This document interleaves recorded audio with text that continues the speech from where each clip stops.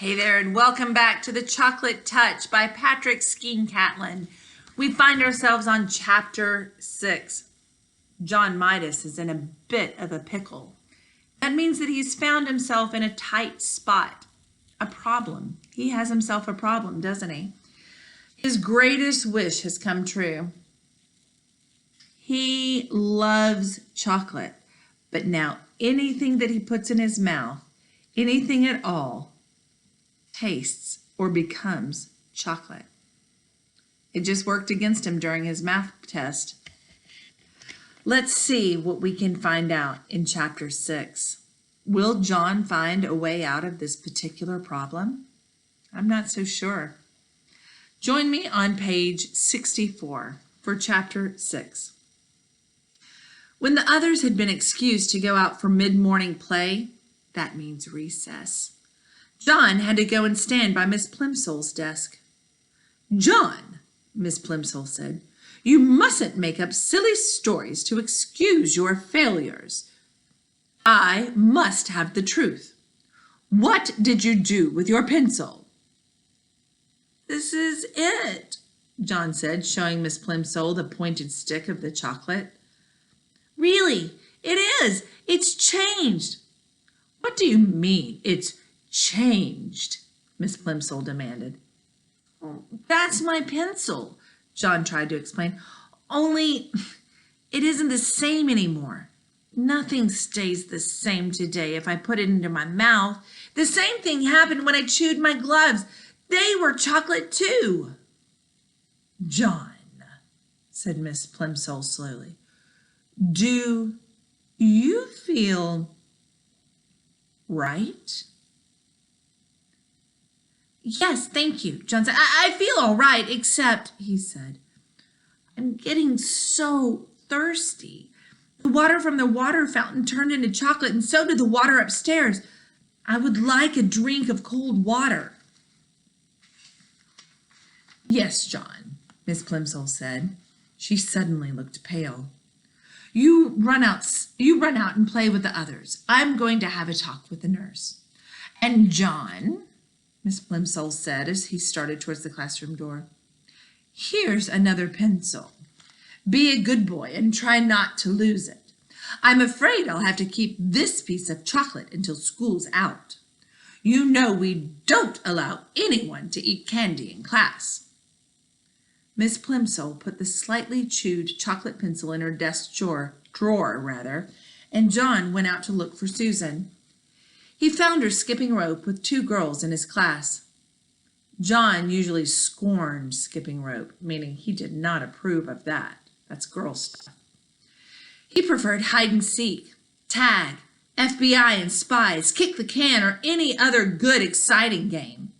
Jumping up and down in one place seemed silly to him.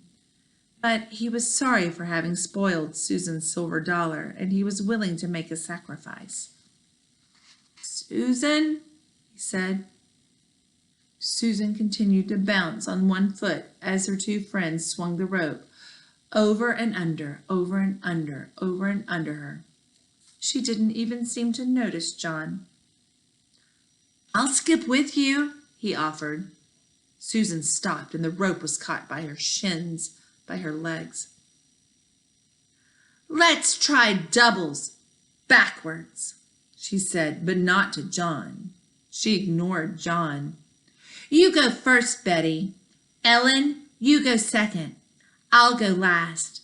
The one who does it the most times gets the first slice of my birthday cake." Susan looked at John, raised her eyebrows, shut her eyes, and then stuck out the tip of her pink tongue.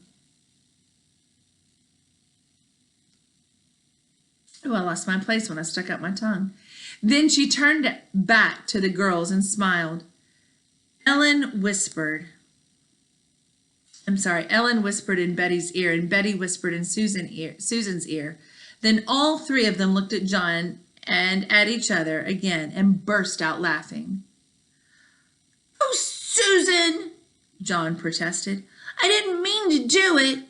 The trouble is there's something magic about me today. Everything I put in my mouth turns to chocolate." The girls giggled. You wouldn't like it, said John, who was beginning to feel sorrier for himself than he ever had before. I think it's getting worse, he added reproachfully.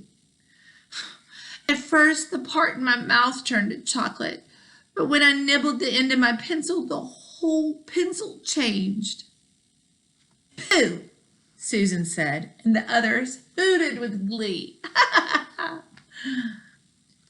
Maybe I'll get sick and die, John warned. Maybe I'll turn to chocolate myself, and then you'll be sorry.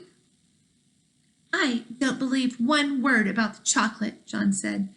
And if it was true, you'd be glad, because all you ever like eating is chocolate. If you don't believe me, John retorted, just you give me that skipping rope and I'll prove it. The girls looked questioningly at each other for an instant, but as they hesitated, the bell rang and it was time to go back into the classroom. The rest of the morning passed slowly for John. He was afraid that his mother was going to be cross about the missing gloves. He might not accept the excuse that he had eaten. She might not accept the excuse that he had eaten them. He regretted his messed up arithmetic or math test. He was sad about Susan's anger and disbelief, and he was getting terribly thirsty. Once during geography and once during art, he was excused to get a drink of water. But both times, however, he swallowed nothing but sweet chocolate. His mouth was getting stickier and sweeter by the moment. Yikes. What's going to happen to our friend John? He's so thirsty, and you know we need water to live. Is John going to survive this? I don't know.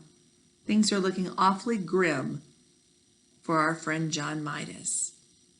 He has the chocolate touch, and I don't know what to do about it. The only thing I know to do is tune into the next chapter. I'll see you guys soon. Happy reading, bookworms.